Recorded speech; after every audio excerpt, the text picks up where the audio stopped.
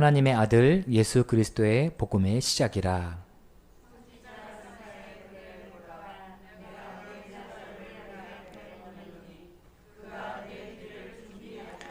광야에 외치는 자의 소리가 있어 이르되 너희는 주의 길을 준비하라. 그의 오실 길을 곧게 하라. 기록된 것과 같이.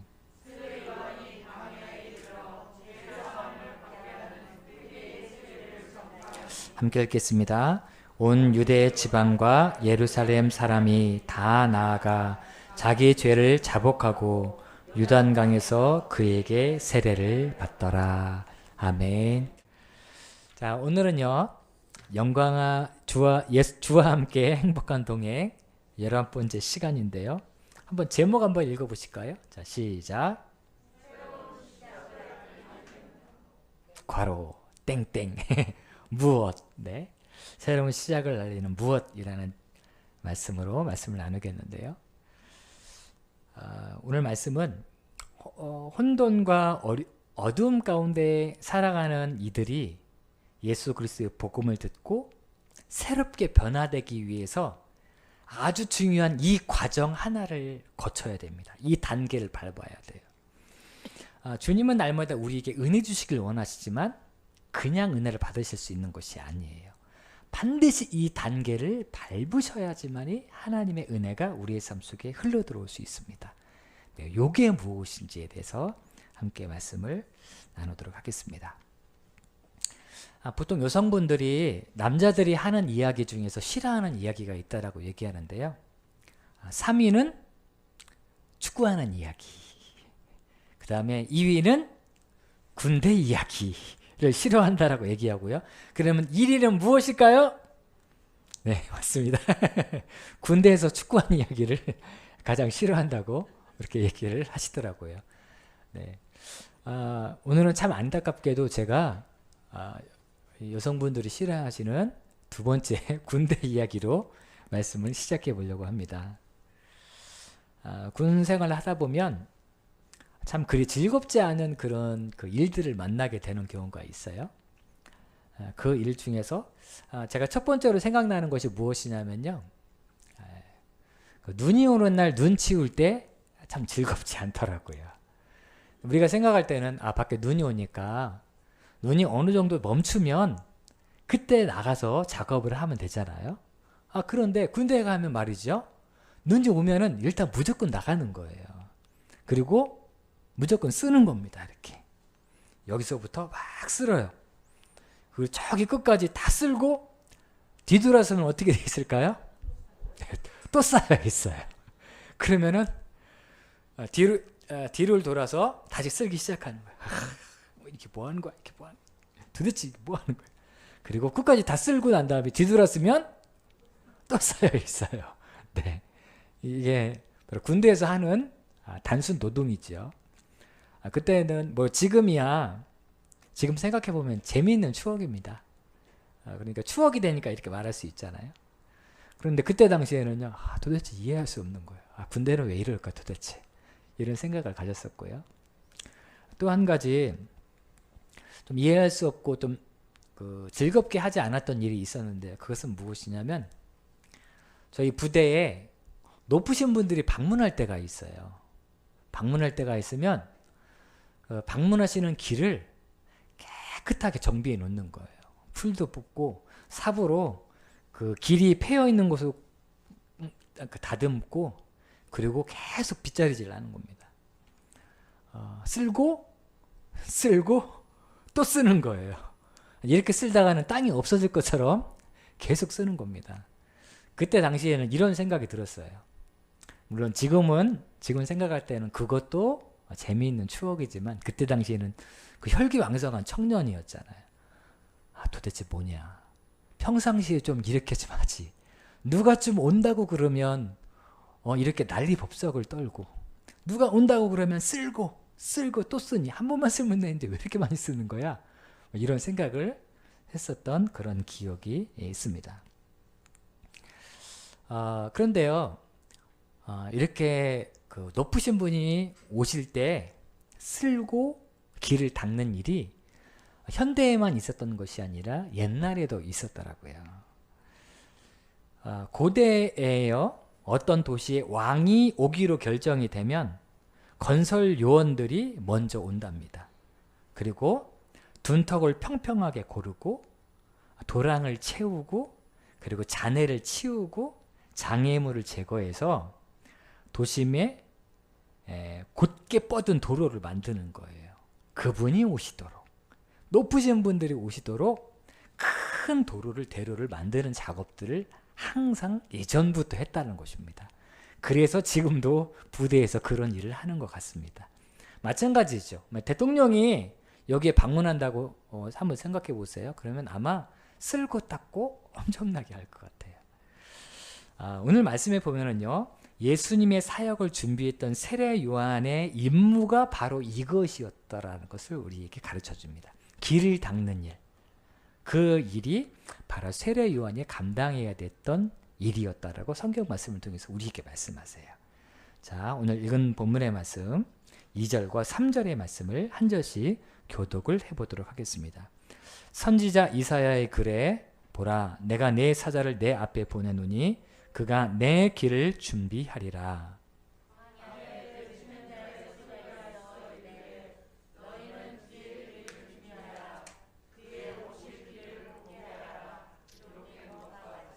아멘. 제가 현대어 성경을 보니까요, 그 의미를 조금 더 명확하게 설명을 해놓고 있더라고요. 현대어 성경을 한번 주시고요. 한번 읽어보겠습니다. 시작. 또 너희는 여호와께서 예루살렘의 성전으로 가실 길을 광야에 뚫어 놔라.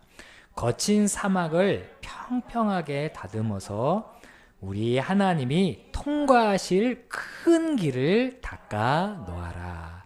아멘. 이사야 선지자를 통해서 예언했던 세례 요한의 사명이 있어요.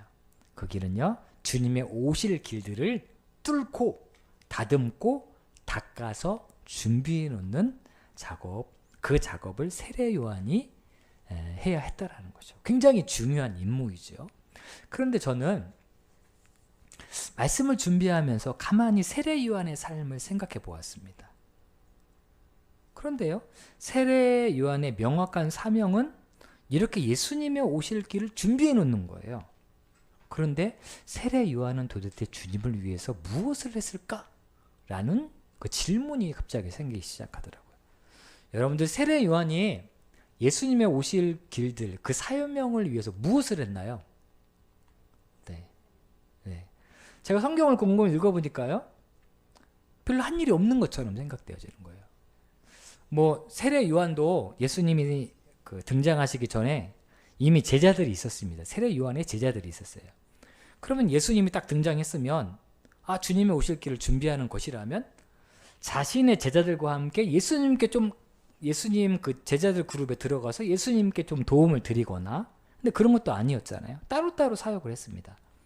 그리고 뿐만 아니라 세례 요한이 예수님을 사모하는 모임, 예사모를 만들어서 예수님을 위해서 뭔가 한 일이 없잖아요. 그렇죠? 그렇다고 예수님께서 사역하실 것을 준비하라 하셨으니 성경 말씀에 보니까요.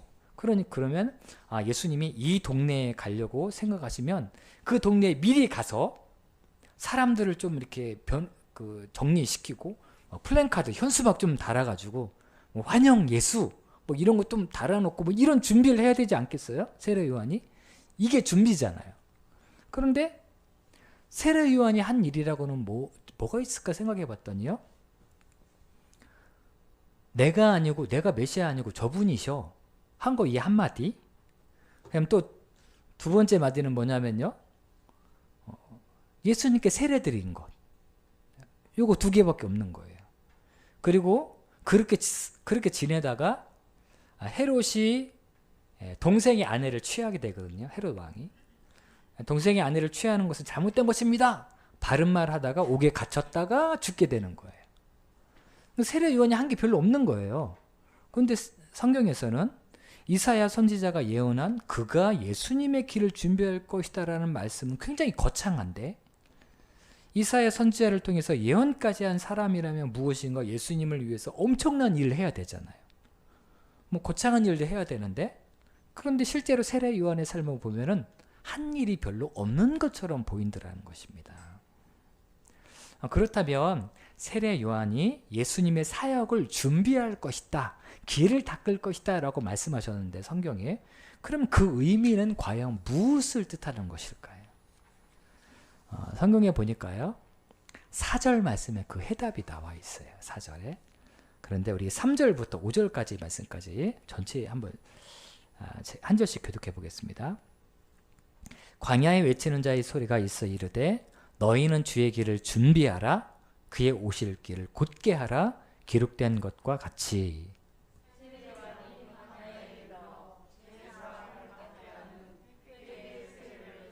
함께 읽겠습니다. 온 유대 지방과 예루살렘 사람이 다 나아가 자기 죄를 자복하고 요단강에서 그에게 세례를 받더라. 아멘.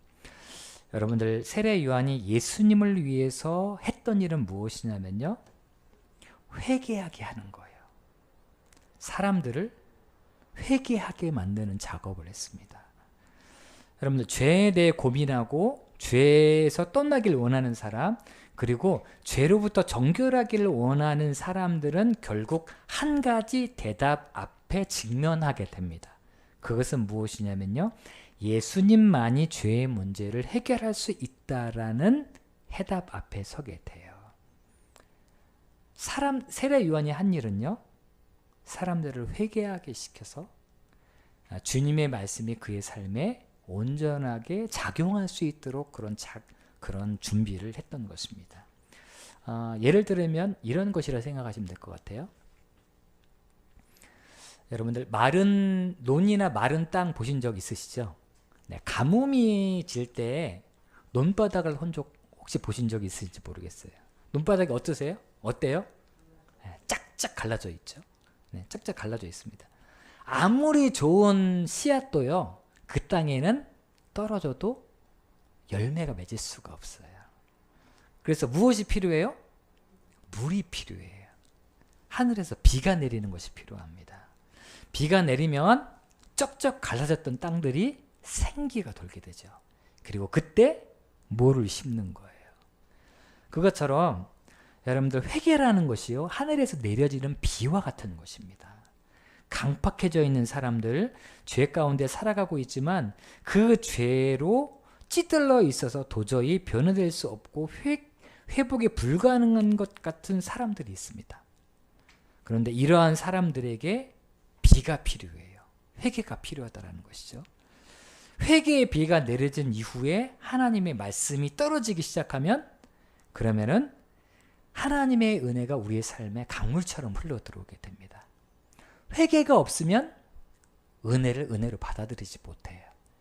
그래서 세례 요한이 했던 사역이 무엇이냐면 회개하게 하는 거예요. 사람들을 회개하게 시켜서 딱딱해져 있는 마음을, 굳어 있는 마음을 부드러운 마음으로 바꾸고 부시는 역할을 세례 요한이 한 겁니다. 그리고 예수님께서 등장하셔서 천국 복음을 전하시기 시작했을 때 그 예수 그리스도의 그 사역이 제대로 작동이 될 수 있도록 세례 요한이 준비하는 작업, 회개의 작업을 시켰던 것입니다.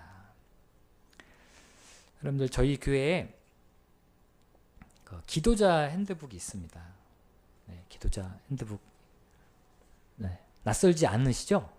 네, 네, 기도자 핸드북이 있어요? 여기에 보면은 여러분들, 제가 이 핸드북을 만드느라고 굉장히 힘들었습니다. 저를 불쌍히 여기셔서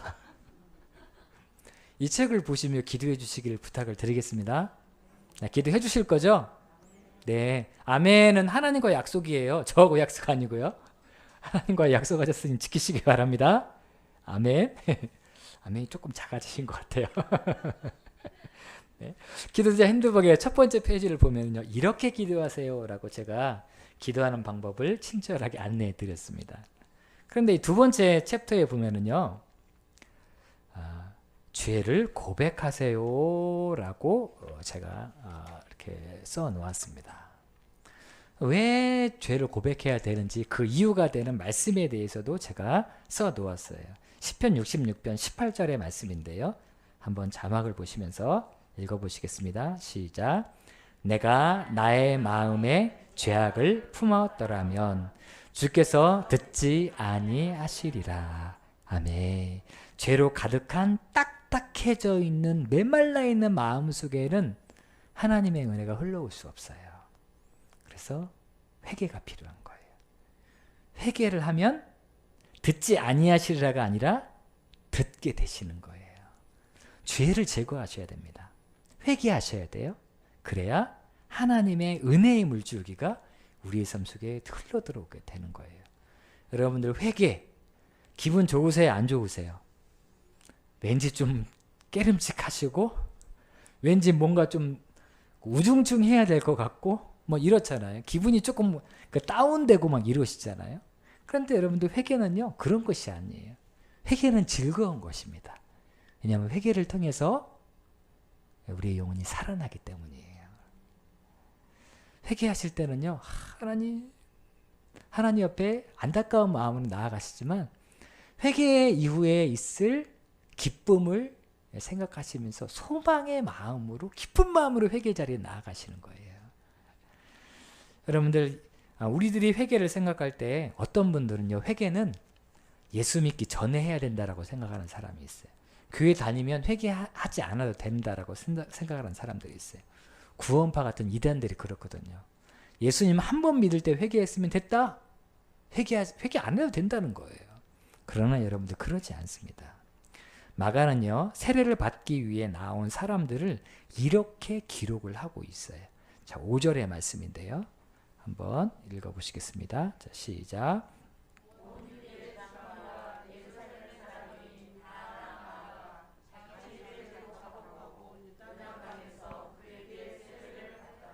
아멘. 세례 받기 위해서 온 사람들이 어떤 사람들이에요? 온 유대 사람. 그리고 이 유대라는 지역에 수도가 있는데 예루살렘이죠. 예루살렘에 있는 사람들이 나와서 회개했다라고 말씀을 하고 있는 것입니다. 여러분들 이 말씀을 읽으면 우리는 그냥 뭐 그냥 왔는가 보다 이렇게 생각할 수가 있어요. 그런데 제가 설교를 위해서 자료를 찾다 보니까요. 온 유대와 예루살렘 사람들이 회례를 받기 위해 나온 것은 놀라운 사건이라고 표현을 하더라고요. 왜냐하면 당시 세례는 누가 받았냐면 말할 것도 없이 이방인들이 받았다라는 거예요. 예수님 당시에 이방인들이 유대교로 개종하려 할 때에는 그 표시로 세례를 받아야 했다라는 것입니다. 이방인들이 유대교로 개종하는데 세례가 필수 조건이었다라는 것이에요. 이 말을 다시 돌려서 말하면요. 이방인들은 세례를 반드시 받아야 됐지만 유대인들은 세례를 받을 필요가 없다는 거예요. 왜 그럴까요? 이미 하나님의 자녀잖아요. 성경을 읽고 성경을 외우고 있잖아요. 그러니까 우리는 하나님의 자녀이기 때문에 세례를 받을 필요가 없다라고 생각했다라는 것입니다. 그런데 오늘 5절 말씀을 보니까 온 유대 지방과 예루살렘 사람들, 즉 유대인들이 세례 요한에 나아가서 회개를 했다라는 것이에요. 회개는 누구에게 필요하냐면요. 교회를 다니지 않는 분들, 교회 밖에 계신 분들도 회개가 필요하지만 회개는 교회에 다니고 계신 우리들도 필요하다는 것을 여기에서 우리가 깨닫게 됩니다. 한 목사님께서요. 회개에 관련된 설교를 준비하면서 찬양 담당 사역자에게 곡을 좀 뽑아달라고 그랬어요. 회개에 관련되어 있는 찬양을 좀 뽑아달라고. 그런데 며칠이 지난 이후에 찬양 담당 사역자분께서 이렇게 말씀하셨다고 합니다. 목사님, 제가 찾을 만큼 찾아보았는데요. 요즘 찬양곡 중에는 회개에 대한 찬양이 별로 없습니다. 라고 말을 했다라는 거예요. 그 말을 듣고 목사님이 한편으로는 놀랐고 그리고 다른 한편으로는 그럼 그렇지 하는 생각이 들었다라는 것입니다. 강단에서 회개가 증발된 지 오래인데 찬양에도 비슷한 현상이 일어나는 것은 당연한 일이라고 생각을 했다라는 것이에요. 여러분들 몇 주 전에 제가 캘리포니아 복음에 대해서 설명을 해드렸습니다. 캘리포니아 복음에 무엇이 안 들어가 있냐면요. 회개가 안 들어가 있어요. 캘리포니아 복음에는 편안함, 부담 없게, 적절하게 신앙생활하고 하라고 그렇게 해주는 거죠. 그런데 이 캘리포니아 복음에는 회개라는 것이 안 들어가 있어요. 그리고 특히 요즘 시대에는 회개에 대해서 잘 설교를 많이 안 하십니다. 왜냐하면 회개하라는 말씀을 들으면 마음이 부담스러우세요? 아니면 너무너무 기쁘세요? 네, 부담스럽거든요. 너무너무 부담스러우니까 강단에서도 이 회개에 대한 설교를 잘 안 하시는 거죠. 그렇게 소개해 주셨던 목사님께서 글을 이렇게 남겨놓으셨습니다. 제가 읽어드리겠습니다. 이런 까닭에 성도들의 영적 감각도 죄에 대해 무뎌졌다. 하나님 앞에 설 때마다 자신의 죄성에 눈을 뜨고 두려워 떨어야 하는데 마치 처음부터 하나님 앞에 설 자격을 부여받은 자처럼 행동한다. 자신이 하나님에게서 얼마나 멀리 떨어져 있는지 모른다. 하나님의 거룩하심에 비추어 볼 때 자신이 얼마나 부정한 존재인지 모른다. 하나님의 진리에 비춰볼 때 자신이 얼마나 거짓된 존재인지 모른다. 그런 상태로 당돌하게 하나님 앞에 나아가 정화되지 않은 욕망을 그대로 털어놓는다. 무감각해진 죄성을 깨우고 죄에 대한 민감성을 높이며 지은 죄를 회개하고 죄의 굴레로부터 자유로울 수 있는 영적 능력을 키워야 한다. 한국교회의 태평양 대부흥 운동이 회개 운동이었듯이 제2의 부흥이 일어나려면 회개 운동이 다시 일어나야 할 것이다. 그럴 때 복음의 능력을 경험하고 그 능력을 전하게 될 것이다. 라고 이렇게 말씀하셨어요. 저는 이 목사님의 이 글에 전적으로 동의합니다. 평양 대부흥 운동이 회개를 통해서 일어났던 것처럼 내가 변화되고 우리 교회가 변화되고 한국 땅이 변화되려면요, 회개를 하기 시작해야 돼요. 누가 회개해야 돼요? 네, 종찬이가 회개하면 안 되고 내가 회개하면 되는 거예요. 나만 회개하면 되는 것입니다. 다른 사람 말고 철저하게 하나님 앞에 나의 죄와 나의 연약함을 고백하기 시작할 때 교회는 살아나게 돼요.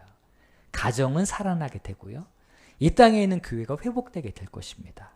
이 모든 것은요, 나의 회개로부터 시작된다는 것을 잊지 말아야 한다는 것이죠.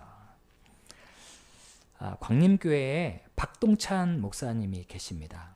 목사님의 간증을 제가 좀 듣게 됐는데요. 좀 소개해 드리겠습니다. 목사님께서 주일 예배 마치고 사부 예배까지 마친 후에 지쳐 계신데 한 성도님이 조카딸을 데리고 기도를 받으러 오신 거예요.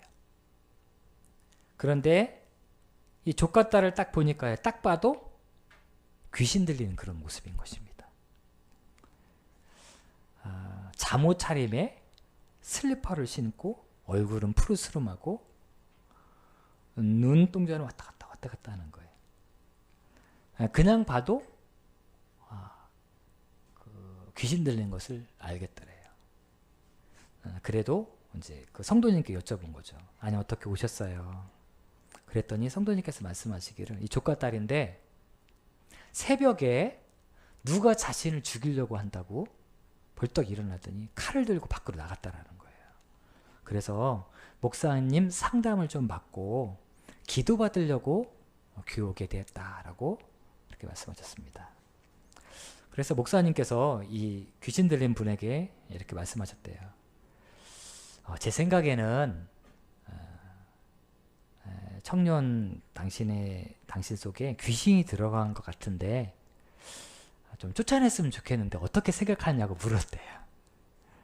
그랬더니 그 청년이 말하기를 귀신이 들린 것을 자신도 안다고 자신도 쫓아냈으면 좋겠다라고 얘기를 하더래요. 그래서 목사님과 함께 기도가 시작된 겁니다. 찬양하시고 기도하시고 주야 막 예수님의 보혈로 막 기도했는데 한 시간 동안 기도했는데 아무런 반응이 없다는 거예요. 그래서 목사님이 지치셨어요. 너무너무 힘들다. 우리 잠깐 쉬는 시간 가집시다. 이렇게 하시고 하나님께 기도한 거예요. 뭐라고 기도하셨냐면 하나님, 저거 뭔데 이렇게 안 나가요. 하나님, 남아있는 게 도대체 뭐예요? 왜 이렇게 즐겨요? 하나님, 예수님의 이름으로 기도하면 쭉 딱딱 나가야 되는데 쟤 뭔데 이렇게 안 나가요? 이렇게 하나님 앞에 기도를 드렸다라는 것입니다. 이렇게 기도를 드리고 이 청년에게 물었다라는 것이. 그랬더니 청년이 많이 나갔다고 얘기하더라고요.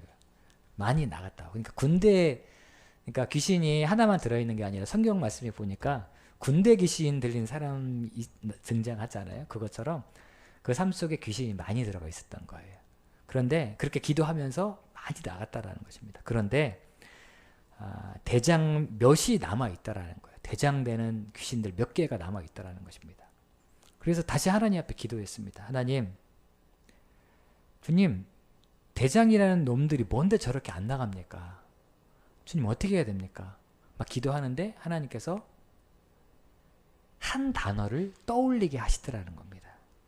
그 단어가 무엇이었냐면 낙태였다라는 거예요. 그래서 이 말을 많은 사람이 있는 자리에서 꺼내기가 좀 어려워서 이모님 나가게 하시고 부사역자 나가게 하시고 목사님과 사모님만 딱 있으신 다음에 어렵게 입을 뗐다는 것입니다. 자매님, 혹시 낙태한 적 있으세요? 라고 물어봤다는 거예요. 그랬더니 이 자매님이 한참을 망설이다가 고개를 끄덕이더라는 것입니다. 지금까지 낙태를 4번 했다라는 거예요. 첫 번째 낙태는 결혼하기로 한 남자가 있었는데 임신하고 난 다음에 떠나갔다라는 것입니다. 그때 이후로 4번의 낙태를 했다라는 것이에요. 그래서 목사님께서 이렇게 말씀하셨습니다. 하나님 보시기에는 생명이라는 것이 굉장히 중요합니다. 우리가 배 안에서 죽든지 배 밖에서 죽든지 하나님 앞에 죄인입니다. 우리가 이 태어난 사람, 이 사람을 죽이는 것도 죄인 것처럼 이런 배 안에 있는 복중에 있는 아이를 낙태하는 것도 죄입니다. 그리고 회개하자라고 자매님께 이야기를 했어요. 자매님, 내 기도를 따라서 기도하세요. 그리고 따라서 기도한 이후에 회개를 시켰어요. 그리고 예수님의 이름으로 귀신을 떠나가라고 기도했습니다. 그랬더니 바로 떠나간 거예요. 목사님이 이 자매에게 물었습니다. 자매님, 귀신 다 나갔어요? 물었을 거예요. 그랬더니 귀신이 말하기를 진짜 대장놈 한 놈만 남았다라는 거예요. 여러분들 오해하고 듣지 마시기 바랍니다. 이 목사님은요, 약간 이상한 분 아니세요. 감리교회 목사님이고요. 그리고 스타일이 불 받아라 이런 스타일 아니세요. 어떤 스타일이냐면 약간 비슷하십니다. 그냥 이렇게 설교하세요. 뺏싹 마르시고 그냥 이렇게 하나님 말씀 가지고 이렇게 설교를 하시는 겁니다. 그런 목사님이라는 것을 생각하셨으면 좋겠어요. 그리고 이 대장놈이 뭔지 하나님 앞에 다시 한번 기도했습니다. 그랬더니 하나님께서요, 어떤 단어를 떠올리게 하시냐면 용서라는 단어를 떠올리게 하시는 거예요. 목사님이 생각할 때 그렇지, 용서지. 이 자매에게 임신을 시키고 도망간 그 인간들, 용서할 수 없었겠구나 라는 생각이 드는 것입니다. 그래서 자매님에게 물었습니다.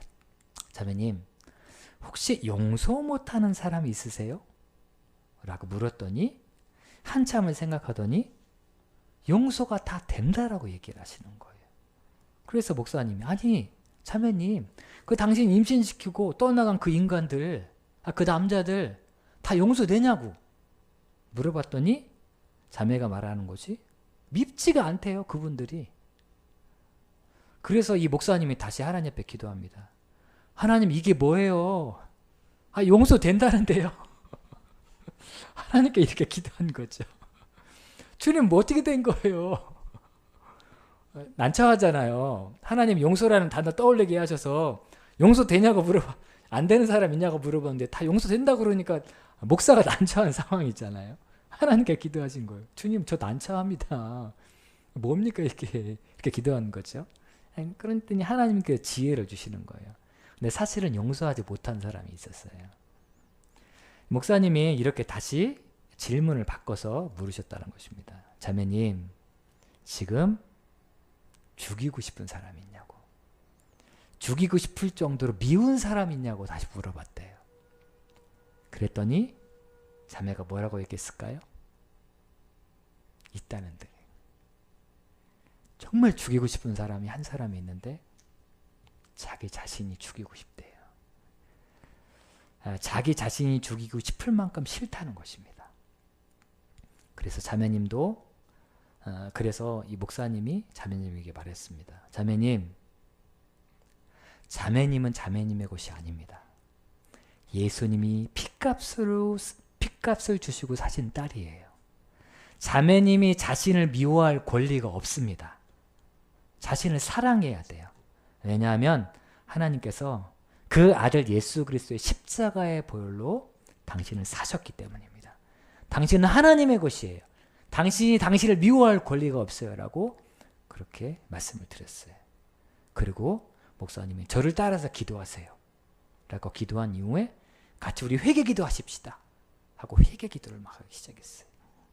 회개 기도를 한 이후에 목사님께서 자, 이제 회개 기도했으니 우리 하나님 앞에 이 귀신 쫓아내달라고 우리 이제 기도하십시다. 라고 얘기를 하는데 이 자매가 뭐라고 얘기하냐면요. 목사님, 귀신 나갔어요. 그러더라는 거예요. 뭘 뜻하는 겁니까? 나의 죄를 인식하고 회개하니까 귀신 떠나가게 하기 위해서 기도하기 전에 귀신이 그냥 떠나가 버렸다라는 것입니다. 이것을 통해서 목사님이 뭐라고 말씀하시냐면요. 쓰레기가 있는 곳에 파리가 있는 것처럼 우리 안에 죄로 가득하면 반드시 악한 영들이 다가올 수밖에 없다라고 얘기하는 거예요. 우리 안에 있는 죄를 회개함을 통해서 깨끗이 씻어내면 악한 영이 근처에도 올 수도 없는 거예요. 회개가 이렇게 중요하다라고 목사님께서 그렇게 말씀하셨습니다. 사랑하는 여러분들, 우리가 오늘은 회개 기도를 했으면 좋겠어요. 회개하셔야 합니다. 회개만이 새로운 인생을 시작하게 하는 그런 키가 되는 거예요. 앞에 나와 있는 이야기처럼 이 자리에 계실 수도 있고요. 온라인으로 예배 드리시는 성도님들 혹시 낙태를 하셨거나 동성애를 하시거나 불륜에 빠져 있거나 음란의 죄가 있다면 회개하셔야 합니다. 자신을 미워하고 남을 미워했던 죄가 있으시면 회개하셔야 돼요. 구원 받았음에도 불구하고 여전히 세상을 사랑하고 늘 마음속에 죄를 품고 죄 가운데 살아갔던 것을 회개하셔야 합니다. 주일에만 반짝 하나님을 생각하고 교회를 떠나는 순간 하나님을 까맣게 잃어버린 채 세상에 심취해 살았던 우리의 정욕적인 삶을 회개해야 돼요. 날마다 하나님을 의지하며 날마다 감사하고 주님 안에서 기뻐하는 삶을 살아야 되는데 이 세상의 모든 것이 내 손에 달린 것처럼 염려하고 근심하고 불평하고 원망하고 미워하면서 살았던 삶도 회개하셔야 합니다. 또 매일 성령을 통해 말씀하시는 하나님의 음성을 듣지 않고 내 고집대로만 살아왔던 나의 아집을 회개해야 돼요. 뿐만 아니라 영적인 일에는 무관심했던 죄도 회개해야 합니다. 여전히 돈이 죄일이고 세상이 죄일이며 기도하는 시간, 말씀 앞에 나아가는 시간보다는 SNS를 통해서 하나님이 나에게 주신 시간을 세상의 것들에 사용했던 죄를 회개해야 합니다.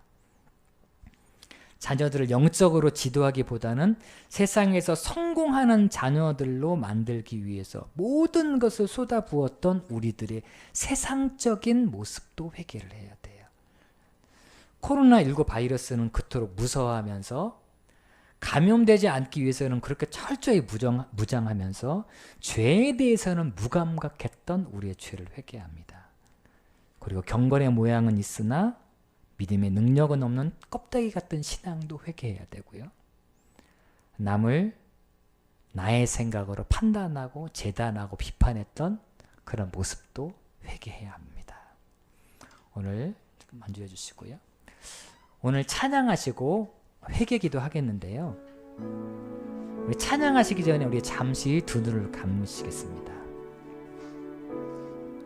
두 눈을 감으시면서 하나님께 여쭤보셨으면 좋겠어요. 하나님, 제가 어떤 죄를 회개해야 합니까? 저의 삶 속에서 하나님께서 그리도 싫어하셨던 그 죄는 무엇입니까? 하나님 알게 해달라고 이 시간 잠시 묵상하시겠습니다.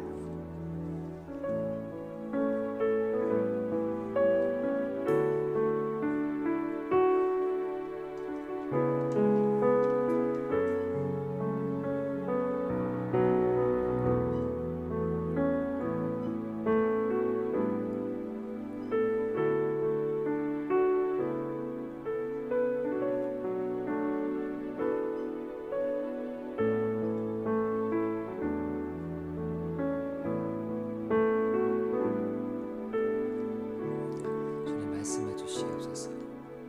주님, 한 사람 한 사람 가운데 말씀해 주시옵소서. 하나님께서 그토록 싫어하셨던 그 죄가 무엇인지 보게 하여 주옵소서.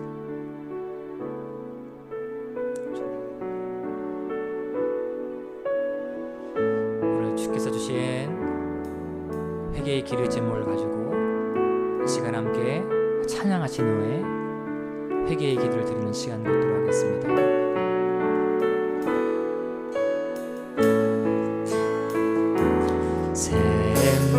샘물과 같은 고열은 주님의 피로다. 보혈의 죄를 정하게 되겠네. 아멘. 정하게 되겠네. 정하게 되겠네. 보혈의 죄를 씻으며 정하게 돼. 다시 한번 고백합니다. 샘물과 같은 주의 보혈을, 샘물과 같은 보혈을 주님의 피로 보혈의 죄를 씻으며 정하게 되겠네. 아멘. 정하게 되겠네. 정하게 되겠네. 보혈의 죄를 씻으며 정하게 돼. 이 시간 우리가 두 손을 가슴에 모으고 찬양합니다. 2절입니다. 저도 회개하고서 보혈에 씻어. 저도 저 같은 이 몸도 죄에 씻기워 하네. 아멘. 죄에 씻기워 하네. 죄 씻기워 하네. 아멘. 저도 저 같은 이 몸도 죄 씻기 원하네. 죄 씻기 원하네. 죄 씻기 원하네. 죄 씻기 원하네. 죄 씻기 원하네. 저도 도적 같은 도적 같은 죄의 씻기 원하네. 아멘. 예수 그리스도의 십자가의 보혈은 우리의 모든 더러운 죄악들을 깨끗하게 씻겨주십니다. 이 시간 여러분들의 죄악을 주 앞에 고백하시기 바랍니다. 하나님께서 기뻐하지 않았던 죄악들, 과거의 죄악들 모든 것 다 주 앞에 고백하시기 바랍니다. 주께서 우리의 모든 죄악들을 깨끗하게 씻어주실 것입니다. 도적 같은 그 사람들도, 도적과 같은 우리의 인생도 깨끗하게 정결하게 씻어주실 줄로 믿습니다. 우리 함께 주님의 십자가 별로 의지하면서 우리 함께 회개를 드리도록 하겠습니다. 기도하겠습니다. 죄짓기 원하네.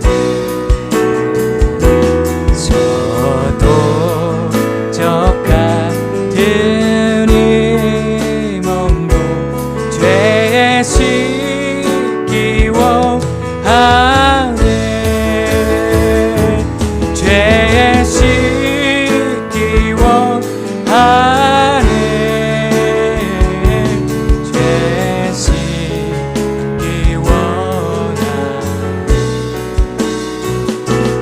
저도 저 같은 이 몸도 죄의 씻기 원하네. 정하게 되겠네. 정하게 되겠네. 보혈의 죄를 씻으면 정하게 되겠네. 아멘.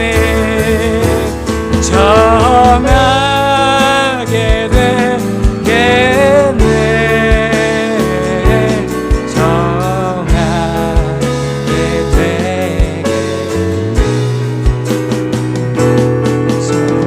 보혈의 죄를 씻으면 정하게 되겠네.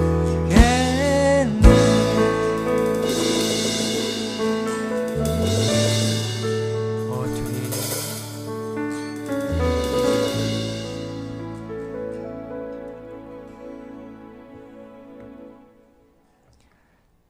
사랑하는 아버지 하나님, 우리의 죄와 허물을 이 시간에 주 앞에 회개합니다.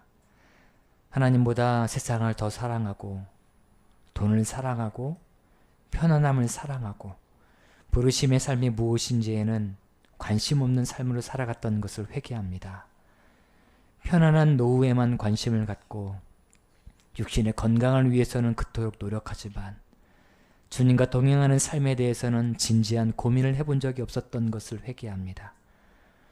코로나19 바이러스는 그토록 두려워하고 감염되지 않기 위해서 그렇게 노력을 하지만 죄를 짓는 것은 전혀 두려워하지 않았고 거룩함을 위해서는 아무런 노력도 기울이지 않았던 것을 회개합니다. 주여, 우리들의 죄와 허물을 용서해 주시고 샘물과 같은 보혈로 덮어 주시옵소서. 정결케 하시고 회복시켜 주시고 오직 주님의 사랑에 매여 살아가는, 주님을 즐거이 따르는 믿음의 사람으로 변화시켜 주시옵소서. 사랑하는 아버지 하나님, 하나님께 예물을 드리면서 주님 주신 것을 내 것인 것처럼 사용했던 죄를 먼저 회개합니다. 하나님께서 허락하신 재물을 청지기 정신으로 관리하며 사용해야 함에도 불구하고 모든 것이 내 것인 것처럼 사용했음을 회개합니다. 주여, 용서하여 주시고 주님께서 허락하신 결실들을 주님의 뜻대로 관리하고 사용할 수 있는 지혜를 허락하여 주시옵소서. 하나님, 이 시간에 부족한 종이 간절히 기도하는 것은 성도들의 삶에 일용할 양식을 날마다 부어주시길 간절히 기도합니다. 하나님께서 우리의 삶의 공급자가 되어주시고 우리의 삶의 인도자가 되어주심을 사랑하는 성도들의 가정의 삶의 현장에서 고백하게 하여 주시옵소서.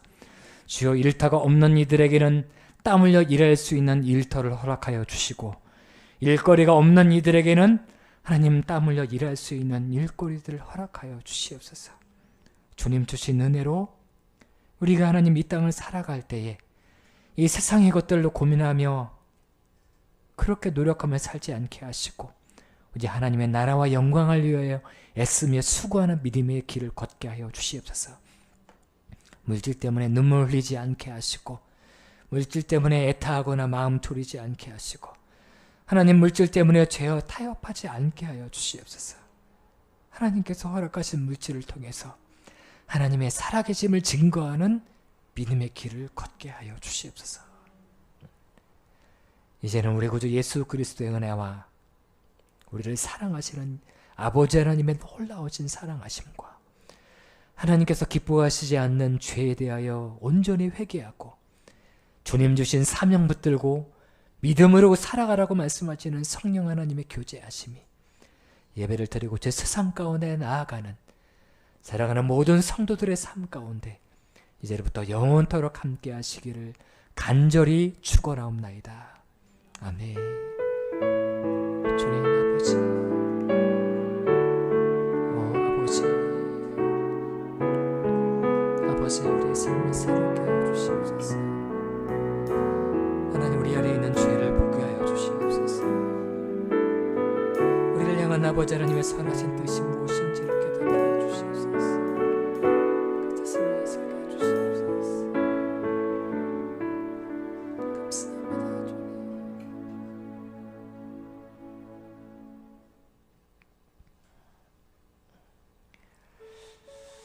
아멘.